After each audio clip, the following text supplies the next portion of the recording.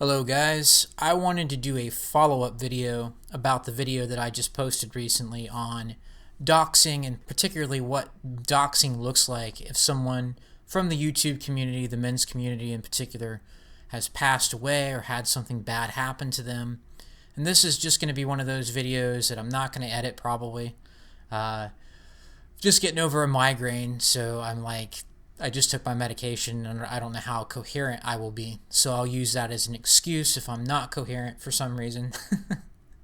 But what I kind of figured out since I posted that last video, and this really sort of was brought on by what Monk Farmer and One Fast Dak commented on.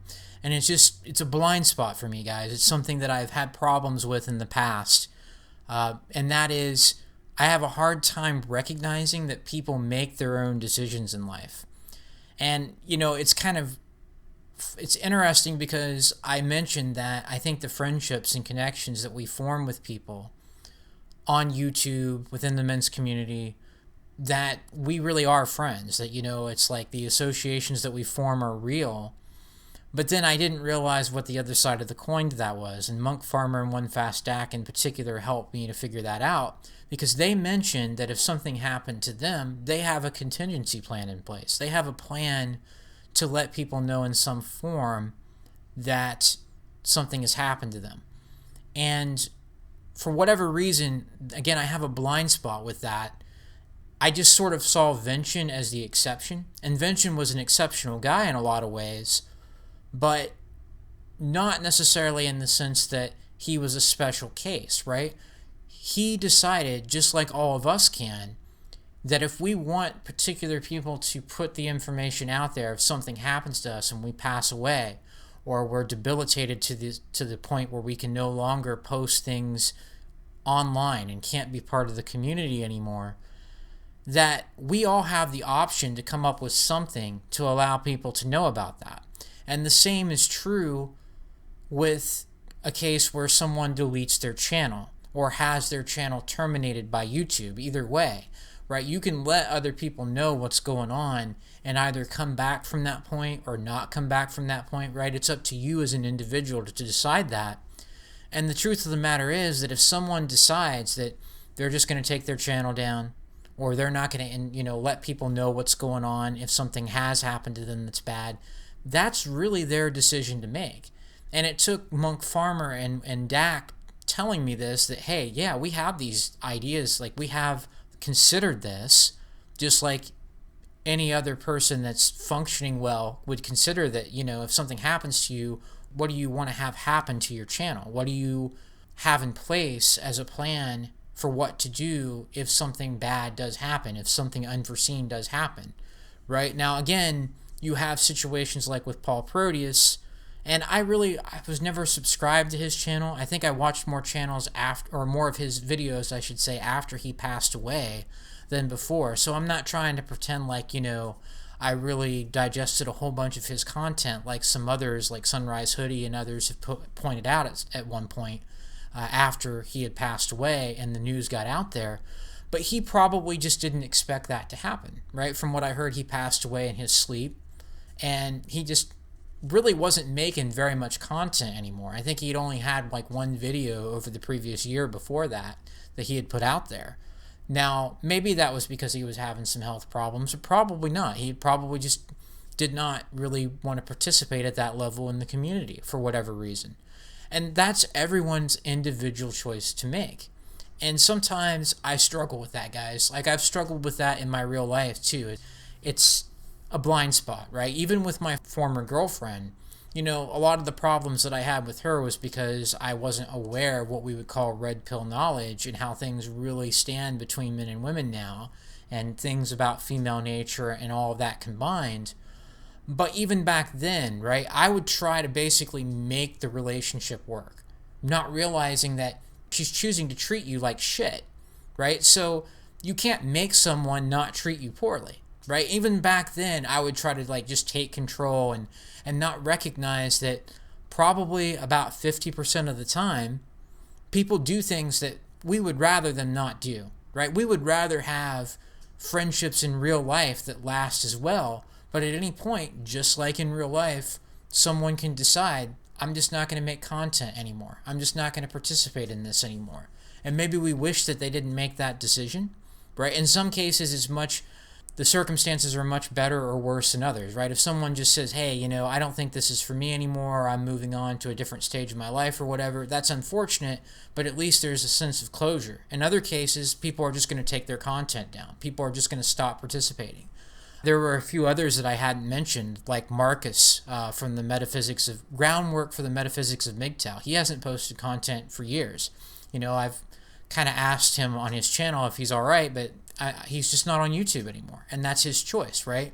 He could have made a video saying that I'm not going to make content anymore, but he chose not to do that for whatever reason. And this is not me trying to blame people for anything either, right? I'm not saying that, well, you should feel guilty if you do this. What I'm saying is that it just is what it is.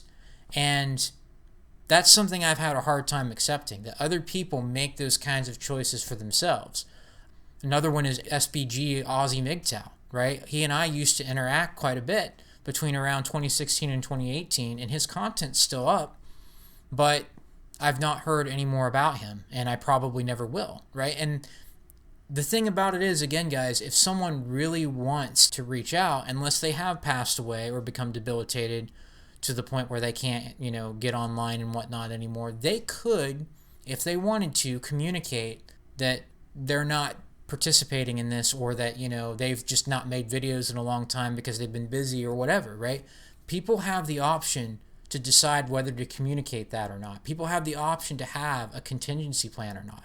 And then again, along with this, with trying to ignore that other people make decisions for myself, I sometimes can act hypocritically. I don't really have a plan in place for if something would happen to me, right? And that should be my focus. If I want to do anything about it, it's really my own decisions for myself that I need to be focused on. And that is sort of one of the flaws that I have that I've been working on for years. And I think this is an example of that, right? I didn't want to see that people have a choice. Now, in some cases, like Timothy Blades, he ended up having some mental issues. He had PTSD and some other problems going on from his time in the Marines, from things that happened to him when he was a child. And I kind of knew about those things even when he was still alive and still had his channel up. But in his case, it's just maybe he had the capacity to let people know what was going on and maybe not. He ended up dying in prison, so probably not. But even then, if you are going to let people know about it, the conclusion that I've reached is if you had mutual friends on YouTube, you can personally message them and say, this person has passed away, right? And you can choose what information to include or not, depending on the individual circumstances, I think.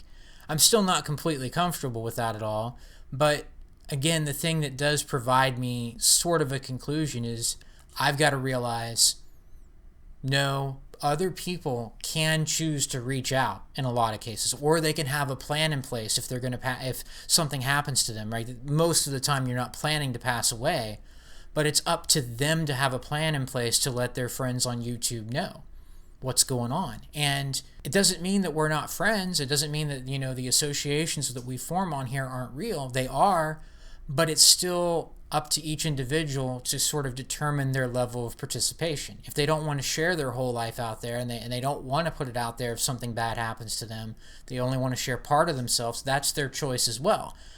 Just like in real life, people can decide at any point they're not going to be your friend anymore, they're not going to really tell you what's going on with them, and they're going to move on, right? It is the same as real life in that sense, but there's the other side of the coin of people still make their individual decisions to leave those social circles or those particular connections that they form within those social circles, like with myself or others within the men's community. They have the option to do that. And so it took one fast act and Monk Farmer telling me, hey, we've made sort of contingency plans. If something happens to us, somebody will be able to tell the community what happened. Well, the other side of that is the people that haven't chosen to do that, they probably could have, right? And just as a sort of a way to wrap up this video, maybe I'll do a video on this in particular. Since I've already done a Women in the Red Pill series, maybe this would sort of be like the fourth and final wrap-up video to that, which is especially among women, you're going to see a high turnover rate. Women, when they don't get positive male attention within the men's community, and then even the ones that aren't necessarily out there to get attention for themselves, but the women that make content on men's issues that are anti-feminist, pro-MRA or whatever, even the ones that aren't necessarily chameleons and they are at least somewhat red-pilled, they realize, hey, wait a second, this is really shitty for men to have to deal with this sort of unfair treatment. This is not about equality if this is what the family law courts are doing, and so on and so forth. They still have one major thing going on that will cause them to basically just leave the community, and that is if they get negative feedback, if they're challenged. In some ways, it's more fair than others, right? Because you do have a subset within the men's community that are just like, they don't want women in the community at all. And then you have a lot of the time when women are just legitimately challenged by guys like myself because what they're saying doesn't make sense, or they're basically wrong on how they perceive a given issue. It's easier for women to just stop talking about these issues and go back to the so-called matrix because they can. We as men can't do that, right? If we try to pretend that everything's fine and, all these men on the internet, they're just all bitter or whatever, we're not going to get anywhere because we still live in a society that basically despises us, right? We live in a society that wants to exploit us. But with women, like I talked about in my last video, a content creator that I watched back around 2015, 2016, whose name was Cassie, right? We never found out what happened to her exactly, but she just took her channel down. If she wanted to come back and communicate with people in the manosphere, she could have. There's no question that she could have gotten into contact with people. She chose not to, for whatever reason. And what I've come to realize about that part of it is, this is just what women are typically going to do. Except for a few people, like Karen Strawn, Diana Davidson, what's the woman that does videos with Paul Elam? Janice Fiamingo, I think. And there are a few others, I'm sure, but most of them are not going to stick with it because ultimately, not only are they less likely to stand and fight when they're challenged or argue in a successful way, right, debate people that criticize them compared to men, but they can also just go back to a system that loves them, right? They can go back to a society that tells them that everything they say and do is right and everything bad is men's fault and all that. They can go back to that. Even if they know it's not really legit and they know it's messed up, they ultimately can choose that over actually being criticized and having their views challenged. And really, that's a human nature thing. Women may tend toward that more, but that's a human nature thing where in a lot of cases, it's just going to be easier to not be part of something that is negative and just go back and go to a world that treats you well. Whereas men have no option to do that. If you've accepted what we would call red pill information and knowledge, you know that that's not going to work because you still live in a society that ultimately despises you. So that's a big difference too, right? I don't really watch women's content in the manosphere for the most part. I'm not going to say that I wouldn't, but I've kind of evolved my thinking from that time back around 2015 and 2016. I kind of slowly migrated more to a men going their own way type of mindset as I've realized that the system's not going to be fixed in a way that's fair for men. And that if it is, it's only going to be because enough men choose to walk away from that system in the first place. That's my opinion now. So it's a lot less likely that I'd watch content aside from I watched Paul Elam's channel and with him and Tom Golden and Janice Fiamingo and stuff like that. But for the most part, I don't watch women's content in the manosphere anymore, right? I don't think things are going to be reformed. A lot of the anti-feminism's not going anywhere. It's more appropriate and realistic to talk about walking away from the system as much as you can, putting as much distance between itself and the negative impacts that it can have on you as a guy, especially if you end up getting married or having kids, right? Don't do that in the Western world today if you're a man, right? That makes a lot more sense than trying to change the system, in my opinion, in an overall sense. I still agree with a lot of what the MRAs do, but the whole point that I'm trying to make is that you can expect, if I would watch content created by women on men's issues, I can expect that they're probably going to be gone within a fairly short period of time because eventually they're going to face negative feedback. And how they handle that's up to them, but in a lot of cases, they're just going to leave. They're just going to quit. And that's another part of that too. Like I said, that's kind of a video in itself probably. But the whole point is that people make their own decisions, and that's always been a blind spot for me. And I need to do better with that, right? I need to be able to see that essentially, if you want to have a contingency plan, if you want to reach out if your channel gets taken down, whatever the case may be, it's people's choice, the individual's choice to do that or not. And I need to consider whether I want to do that for myself if something happens to me. You guys can probably expect that if I don't post for a year or so and the channel's still up, that something bad has happened to me and I'm probably gone or incarcerated or something crazy like that. But the chances of that happening are low, but you never know. But it's still up to the individual to decide whether they want to put that out there or not and how much to put out there. And I still believe you can share stuff with individual friends, mutual friends that you know are going to keep information basically private or just among other friends, although you never know how that could get out of hand. It doesn't answer all the questions in terms of having a protocol for if you do find out something bad happened to a content creator you were friends with. But that is basically the conclusion. That really is the realistic sort of overview of what you can do, right? I have to work again on realizing that people make their own decisions. If someone wants to have a plan in place, they can, absolutely. And in most cases, they can either let someone know or have someone to let other people on YouTube know, right? They can have someone designated to do that for them. Or if their channel does get taken down, they can either come back or not, right?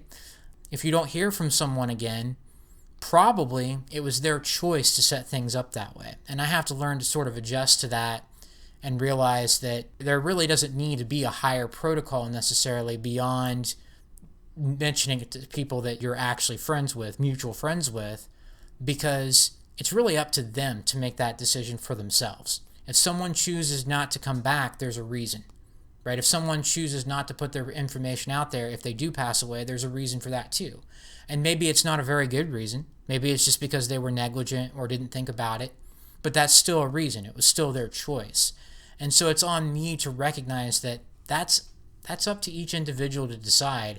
And I don't really need to worry about putting information out there or not, because that was kind of up to them in the first place. And I need to adjust to that and sort of remove that blind spot in my thinking as much as I can. And again, I thank One Fast Act and Monk Farmer for mentioning that they have plans in place. So there's really no reason why any of us couldn't have a plan in place. Or if, like I say, if our channel gets taken down, then we choose whether to come back or not. But it's really ultimately up to each individual to decide, and it's not up to me to be worried about it one way or the other. It's just like with any other friend that you lose touch with in that sense.